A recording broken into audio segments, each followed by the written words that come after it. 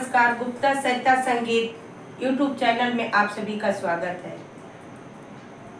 मैं एक झूमर गीत गाने जा रही हूँ, कैसा लगेगा कमेंट करिएगा।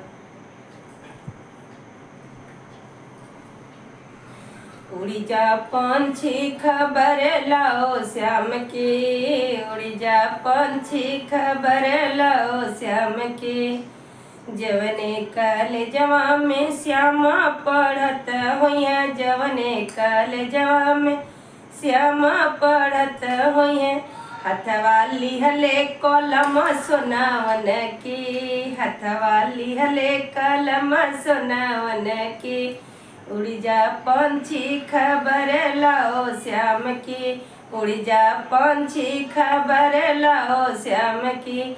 जवने कॉलेजवा में श्यामा पढ़त होइया, हथवा लिहले किताब इंग्लिश की, हथवा लिहले किताब इंग्लिश की। उड़ी जा पंछी खबर लाओ श्याम की, उड़ी जा पंछी खबर लाओ श्याम की। जवने कॉलेजवा में श्यामा पढ़त होइया, जवने कॉलेजवा में श्यामा पढ़त होइया। हथवा लिहले रुमाल मखमल की, हथवा लिहले रुमाल मखमल की। उड़ी जा पंछी खबर लाओ श्याम की, उड़ी जा पंछी खबर लाओ श्याम की।